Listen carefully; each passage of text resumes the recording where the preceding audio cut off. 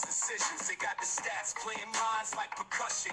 MLB predictions spark the discussion. Stacking cash higher than Fenway's monster. Slinging wild bets like cowboy imposters. Reading those innings like Nostradamus. Wave the green hot streets like Bahamas.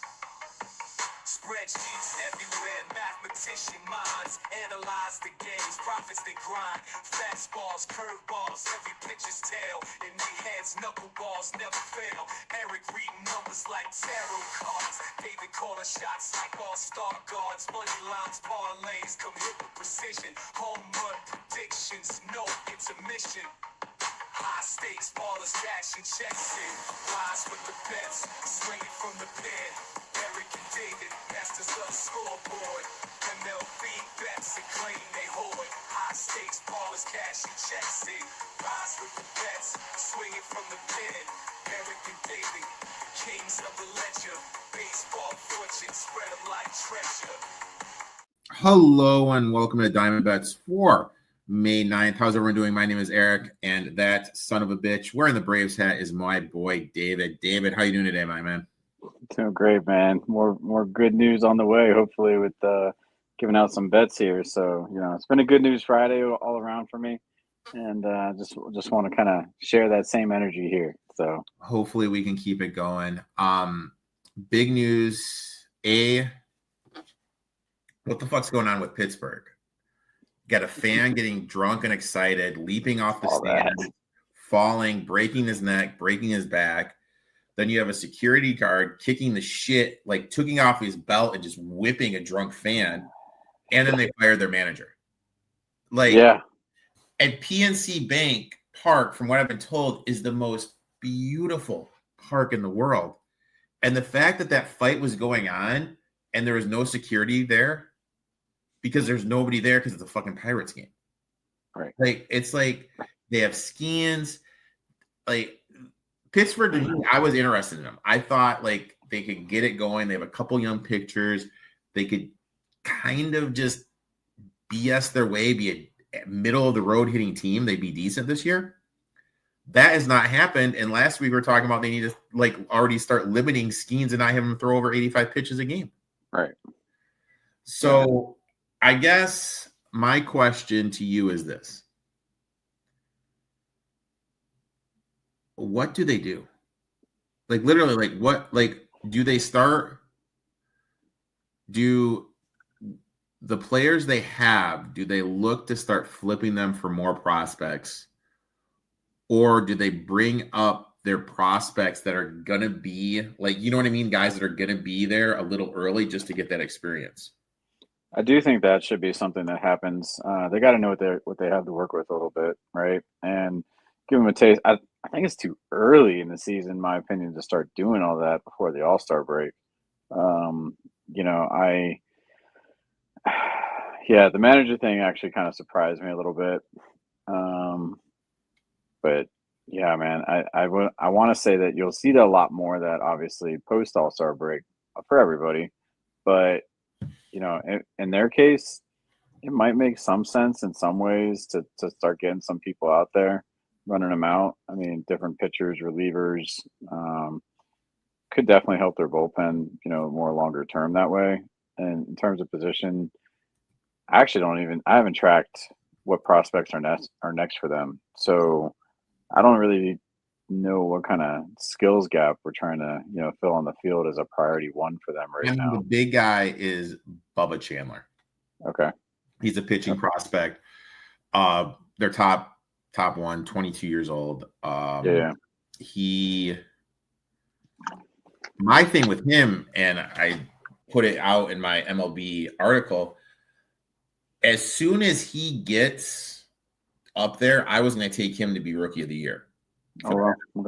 Just because I like his stuff. But at this point, maybe he could pull a Skeens, but he would have to be damn near dominant. They have him. They have another pitcher in Thomas Harrington and another pitcher in Hunter Barco. I mean, I'm looking at it here. All their prospects that are in AAA that are in their top 10 are all pitchers. So, okay. Yeah, I mean, you got to figure it's got to be. That's what I feel like they're centering around is all their pitching staff. I mean, that's why they got Skeens up there, you know, a few others. But I'm not too surprised to hear that a little bit in terms of I think that they could turn around sooner than later and give those kinds of people a shot. I mean, I think, but I mean, looking at this though, I kind of feel you bring Chandler up as soon as June hits. Sure. And then the other people, you just start end of the year, just start getting up there. But I would definitely, if I were them, I would try to start putting some pieces around Skeens sooner rather than later and build that up through the prospects. But that's just me. Right. So look, we had a great first week. In DFS, we scored a casual 174.55 points. I just played the 50-50 lineup. From what someone messaged me, they won $2,000 playing our lineup in a contest. So props to, I forget the guy who messaged me, but props to them for playing that. We're going to have that in a little bit. We're going to close with that, but we're going to dive into our best. But before we do that, let's look back how we did last week.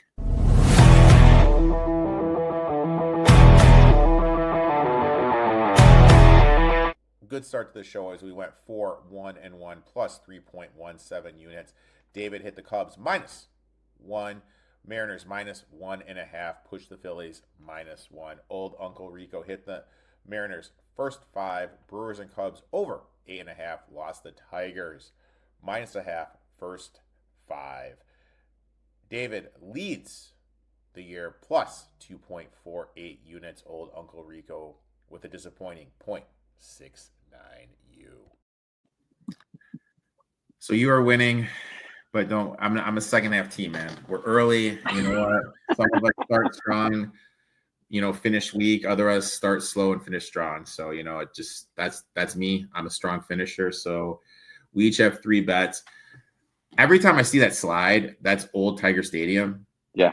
I'll never forget. I was there with my old man, Matt Noakes, at a home run. And literally it went down, like Tiger Stadium, you went up. Yep. So you went up, went down, the freaking usher threw it up. And I'm just here like this. This guy just comes over and freaking Lawrence Taylors me just out of the way for the ball. And then my dad shoves the guy. And then some other little shit kid got the ball. I was like, yeah, that every time I see Tiger Stadium, that is what I think of. That's what you think. That's what I think of. But let's jump right into the bets. You are going with the Angels. Oh, yeah. So I kind of flipped up how I want to talk. So hold on one second. Let me flip over to their stat here. But all right. So yeah, I'm looking at Angels money line plus 125. Basically the way, I capped this one is that Kyle Hendricks is in great form starting for the Angels tonight. And, with that said, he has a really sparkling 0.52 whip. I mean, that is great form for himself. It doesn't get much better. He's also sporting a 1.17 ERA. Angels are just coming back from just coming off of a winning series with Toronto as well. And whatchamacallit, Baltimore, on the other hand, coming off 5 straight losses, staying on the road after coming and getting beat down in Minnesota. So again, kind of a far trek for them. Just be flipping back around tonight. But not only that, Angels are in. Don't get me wrong. Orioles pitcher, right, for Baltimore, Shigano, he is also in great form. He's got a 1.0 whip. So, Hendricks is just a little bit better. These are 2 great starting pitchers that are going for tonight. However, again, I'm putting all of this on the offensive form of the Angels, right? Angels are my number 7 overall offensive team. Baltimore is my number 28 offensive team for tonight. So, the Angels are scoring on average 6 runs a game right now. Meanwhile, Baltimore, less than 2 runs a game, about 1.6 is what I have as an average for them.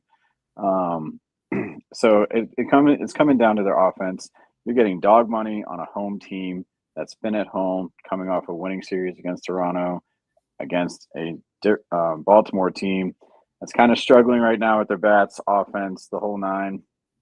I don't put as much weight into pitching as I do offense. Again, you're betting on teams that can score runs, hit the ball, light at the scoreboard for ourselves here. So I like this one early, plus 125. Nice little money line there at home. Let's start with some more dog money this week. I was on the Orioles last night. Not once, not twice, 3 times. Can you just tell me who you're betting on so I can fade you? 3 different innings had runners on second and third with 1 out or fewer. Yeah. Nothing, huh? Nothing. And someone texted me, and this is an interesting point, and I want to ask you about it. Okay. All these young hitters they got, they don't hit as a team, they hit as individuals. So his point was they're not looking to get the runner over. They're not looking to hit the sac fly. They're not looking to get the runner in. They're more saying, okay, you know what? I'm gonna try to get a hit here. They're not looking to move them over. They're not looking to play team baseball. Ooh, I don't know if I agree with that 100%. Okay.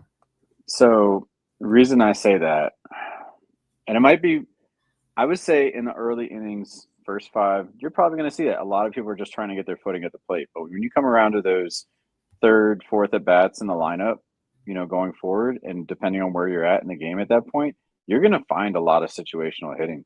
And I say that because, sure, everybody these days knowing the game, anybody top of the lineup 1 to 9 can hit a home run at any point. So I understand where his perspective is coming from in terms of saying it's an individual's, bat in the lineup like that and how people are playing things.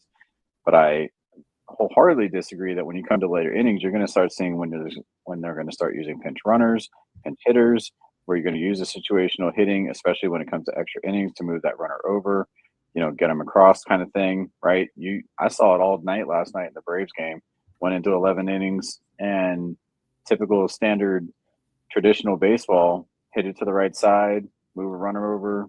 Now they didn't get that run over, but the next thing you know, they got a couple runners first and second, and again hitting to the right side. So eventually we're able to squeeze that run across, get the win in extras. But I think there is a difference between the early at bats and the later ones and situational hitting, because early on, like I said, everybody's just trying to get a little warmed up, comfortable with who they're pitching, hitting against, facing opponent wise, and they're going to kind of see how those teams are adjusting their defensive spread of where people are kind of reading based on the hitter and such like that. So I think that's more traditional sense is going to come out probably innings after the 3rd, 4 and beyond. Though you're going to see traditional baseball across the board, in my opinion. It was an interesting comment. I just thought I'd get your opinion on it. Sorry, that was a little long-winded then. No, man, we're here to educate, and I appreciate you. My first bet, I'm going down to Tampa. I'm taking the Brewers here, minus 105 on the first 5. Prime spot to fade Zach Littell and back the Brewers, a team that's been one of the better early teams, one of the better early in games in baseball. Littell enters with a 4.32 ERA, a 1.1 WHIP. But when we do look at the splits, on the road, 4.32 ERA, 0.96 WHIP. Home, 5.04 ERA, 1.31 WHIP. They're pitching at George Steinbrenner Field this season, an outdoor park in Tampa where there's heat and humidity, and that's boosting opposing teams' offense. We all know the ball tends to sail more when you're in the heat, in the humidity. And Luttrell's a fly ball pitcher. He has a low 38.5% ground ball rate, 27th worst in the league. And when we look at the expected ERA for the season, it's up to 5.21. So he should be putting more runs, allowing more runs than he actually is. So I'm looking to fade this guy with all that being said. Flip side for Milwaukee, they have Jose Quintana, who's been solid this season, 4-1, 2.83 ERA, 1.22 WHIP. You remove that one rough outing against the Cubs, who have just been murderous this season on the offensive side, especially against left-handed pitching. His numbers drop down to a 1.14 ERA and a 1.14 WHIP, facing a Rays offense, which has struggled against left-handed pitching, third worst batting average, fifth fewest runs scored on the year. Last 2 weeks, second worst average versus left-handed pitching, 17th in runs scored. So they've struggled to get to left-handed pitching. You look at Littell on the season, 2-4-1, first 5 money line this season. Rays are 3-9 this year when they faced a lefty. Brewers overall 18-13-7, first 5, 58.1%, 8.9% ROI. If you just bet the Brewers when they faced a right-handed pitcher on the first 5 money line, 14-6-4, 70%, 20.81% ROI. The trends, the matchup here, I'm doing it, man. I'm taking the Milwaukee Brewers minus 105 on the first 5. Nice. Not bad. Next one, my friend. You don't know which one I'm going to pull up. I'm going to pull up this one. Hey, you got it right. I wasn't sure if you got that late update. So, all right, cool. Cubs first 5 money line plus 115. So, again, the way that I'm, looking at this game in terms of, always I stack up good starting pitching with great hitting, and that's what we have here in the Cubs again this week. So, I don't know how to say this guy's last name without messing it. Tyon or whatever, Talon. But basically, the Cubs starting pitcher is averaging a .67 WHIP with a 3 ERA. Again, really great form for himself coming into this matchup. Clay Holmes for the Mets doesn't have a bad, not terrible form, but a little higher. I always say when you start getting that 1.4 WHIP area, and he's at about 1.35 for himself with a 4.5 ERA. Just be mindful of that kind of starting pitcher that's going for them. The way that I had this one kind of capped for myself was based on that a little bit, but also, looking at this one, I've got the Cubs, this is, excuse me, the Cubs and the Mets here, pretty even across the board. Again, starting pitching is pretty even, little edge to the Cubs there. Hitting is the Cubs are ranked my number 12 offensive team. The Mets my number 15. So, when I kind of look at this one on the board, Cubs are averaging, about 5 runs a game. Mets about 4. I mean, it's a 50-50 type of game, but you're getting plus money with the Cubs again here. And I really like this matchup in terms of their pitcher. I'm taking the bullpen out of this game, and I'm sticking with the, true form of where we have the edge with the starting pitcher, aligning with the good hitting coming into this matchup. Something I think else that I saw in terms of, recency performance and things of that nature was, both, Cubs and Mets were, like I said, true form across the board. Both these teams have only won, a few games. The Mets just won just their recent series against Arizona. Before that, Cubs winning their previous, 2 out of 3 series against Pittsburgh and Milwaukee, falling to the Giants just recently here. So I really do like this for the Cubs again in this matchup. I think Tyon gets it done for them to stay on the mound, keep the Mets off the board, and I think the Cubs can squeeze across a few runs to get this win for us here. I like it. And the Cubs have their youngster. They called up Horton from AAA. So I'm looking forward to that. Nice. Be going tomorrow. But yeah, Cubs have just been electric this year to start. And, I was definitely looking at that one. My next one, I went to a total. I'm taking the Royals and the Red Sox over 9. I found this at even money. Total looks a little short to me considering the recent form of both offenses and the questionable arms on the mound. Royals on fire against right-handed pitching. Let's just kind of look at the last 2 weeks. They're number 1 in batting average versus right-handed pitching over the last 2 weeks, 10th in total runs scored over that span.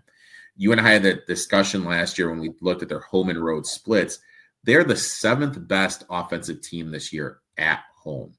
They're facing Hunter Dobbins, who is inexperienced, owns a 3.78 ERA, a 1.32 whip in his 3 starts for the season. But when you look at it, 2 of the 3 games he started have gone over the game total. Red Sox have been hot as well, 5th in batting average, 11th in runs scored over the past 2 weeks. Michael Lorenzen is going on the mound for the Royals. Mediocre this season, 4.23 ERA, 1.14 whip. Coming off a complete meltdown of a start, 13.52 ERA, 1.17 in his last start. 2 average or worse arms, 2 productive offense. I'm seeing a total of 9. Now, look, I know the wind is blowing in, but it's a breeze. It's not a wind. And with how these hitters are hitting, I think this game is going to go over. I absolutely love the over 9 in the Royals and Red Sox, especially we're able to get it at even money. So that's awesome. Next one, my man.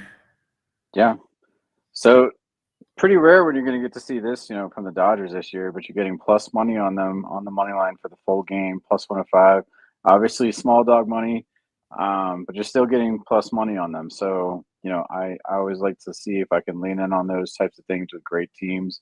They already have the public perception and bias of being a great team and having a lot of money on them and things of that nature. But this is actually a really good spot for this play tonight. So, basically, Sasaki, who's going for the Dodgers, he is averaging a 1.2 whip over his last 5 starts. His whip averages have been 1.2, 1.2, 0.83, 1.2, last one, 1.6. So, overall, he has a great body of work coming into this in good form.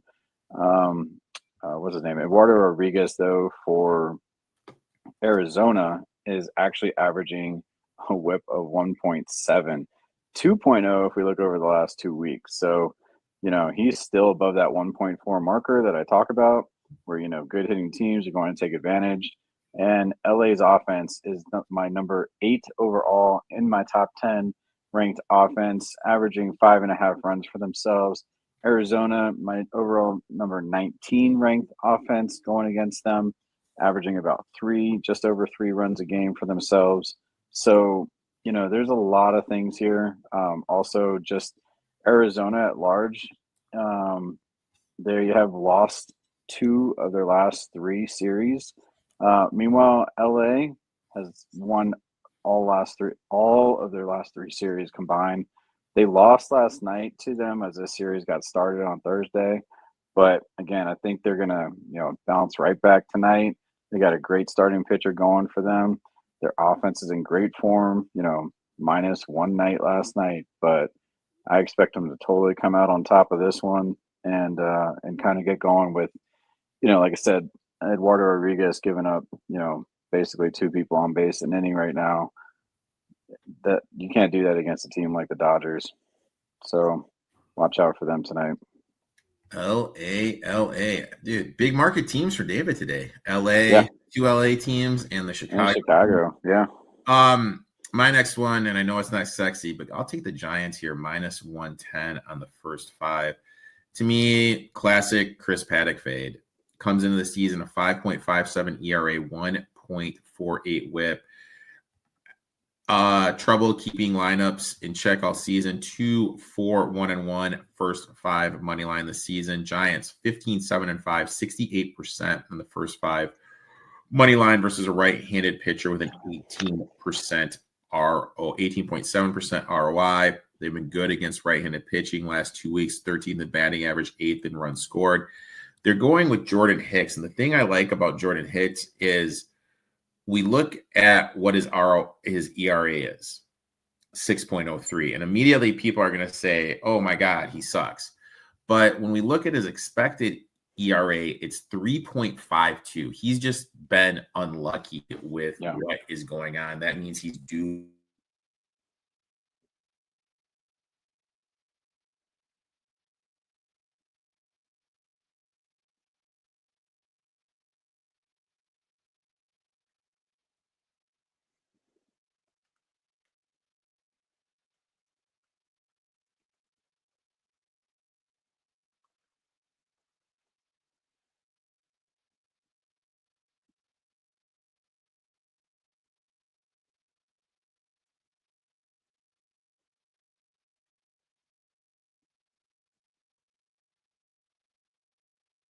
Oh man, I can't tell if you froze or not.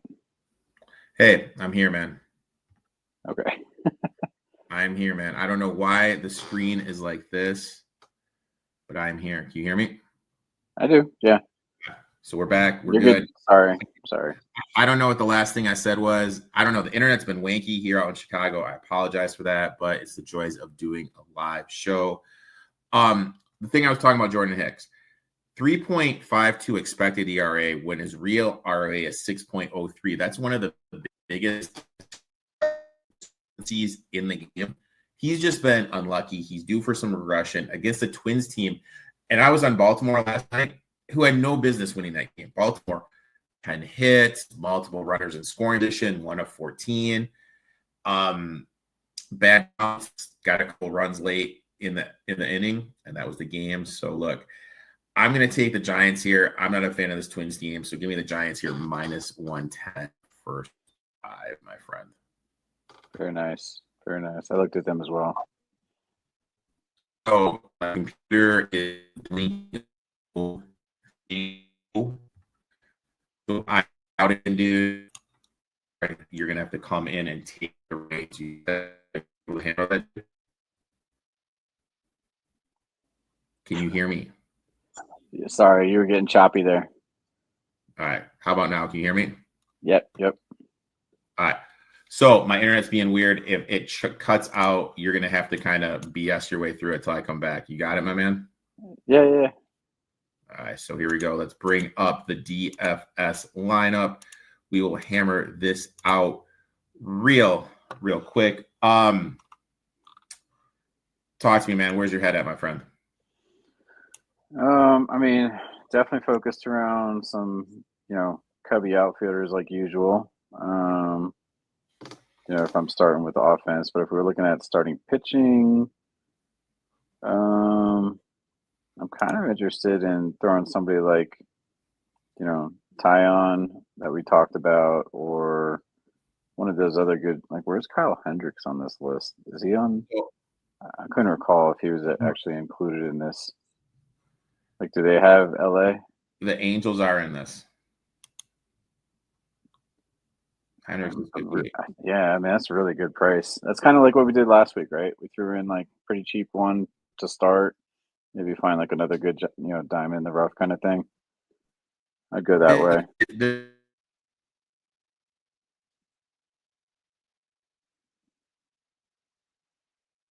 All right. Well,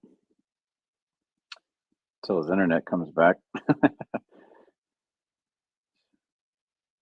I was going to say maybe Sasaki as a second one, or who's throwing for San Diego. Oh, there he goes. There you go, dude. God, I love Comcast, dude. I think the thing is, and we kind of talked about it. Let's go Vasquez. Yeah. Vasquez is going against Colorado. Colorado, Jesus Christ, they have been dog shit. Right. Excuse my language.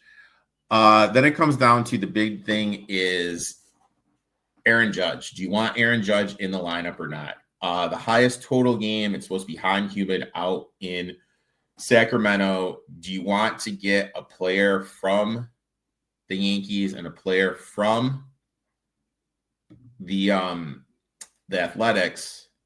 And if we do get a player from the Yankees, do you want to be Aaron Judge? That's a tough question. I'm not sold on it on selling out for Judge right now. He doesn't have the hottest bat. I know he's the hottest name, but like even Tatis is hitting below the Mendoza line the last week. Like, stay away from him. Ohtani, let me see here. Ohtani is somebody who I think we should get in there. I think he'll have a nice night against Rodriguez. And then I did say a Cubs outfielder, so let me just see how Tucker's looking. And he's worth putting in there as well. So you want Tucker, boom. Yeah. The guy I kind of like is, what are your thoughts on Wilson? Wilson. For the Athletics. Let me see. phone guy. Wilson. Shortstop, right? Yep. Yeah. Oh, yeah, man. Get Jacob in there. Dude's hitting 455 in the last week. So I really liked him. Couple other guys. I kind of want Jackson Churio. Who? Jackson, the guy from the Brewers. Oh, yeah. Let me see. Here we go. This guy. Oh, CHO. That's what it was. I'm not feeling him. All right. He's hitting right at the Mendoza line this week. Try to stay away from someone like that. Now, what about my boy Garcia? Michael? Yeah, absolutely throw him in there. Okay. Now, he is hitting, for anybody else listening, that guy is on fire. 458 average in the last week. 3 runs, 2 home runs, 6 RBIs, 2 stolen bases. He is lighting up the whole board. Now, let's go into... Do we have Seattle in there? Seattle is one of the choices, yes. Oh, you're throwing back in Cal Raleigh as much as you can as a catcher. Just going to stick with what works, man. All right. So we need a first baseman, a second baseman, and an outfielder. We're getting up here in price. Yep. I kind of feel we should get a Yankee. If we look at the hitters for the Yankees, how do you feel about Grisham? Oh, a second. Grisham. What are you thinking for outfield? Yeah. Yeah. He would work. He's about 300 hitter. So now we need a second baseman and a first baseman. Unfortunately, the Tigers game is not effing on here. Bregman. Let me see. Monte, Bregman. What about anyone against Paddock for the Giants? You pull up that lineup for. It's either. Is that them? Yeah, it's Fitzgerald. Not. Let me see. What about Flores? Wilmer Flores. Let's see.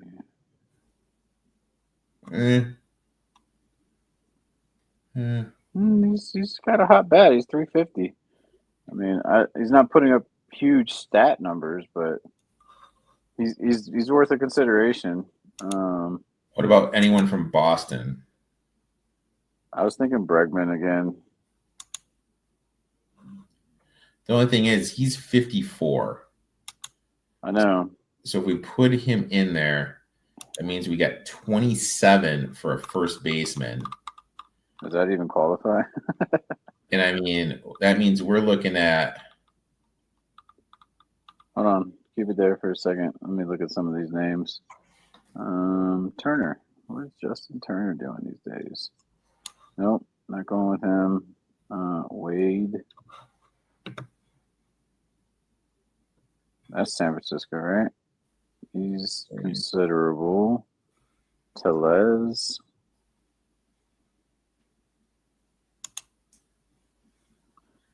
Can you go to Les? Can we go to Les? I go to Les. Howdy. Okay. Boom. So there you have it. That is our lineup for DFS. We have Hendricks. See, I'm so old. I'm going to lose my phone. And I'm going to be. Just take a screenshot, man. Just, No, dude. I'm old school. I like to write shit down, man. I'm just going to send it to you. Make your life easier. That's what I do, man.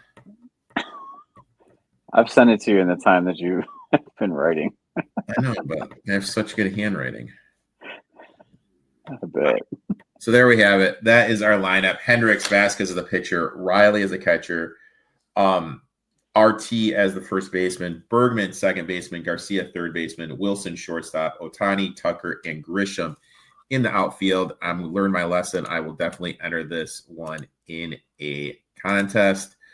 David, we're going to sign out rather quickly because I don't want my fucking internet to freeze up again and put you in an awkward situation. I appreciate you. Where can everyone find you on social media, my friend? Yeah, as always, Instagram, X, always dropping plays where I can for y'all. So Better DP21, thanks again for having me, man. Appreciate it. Make sure to give my boy a follow.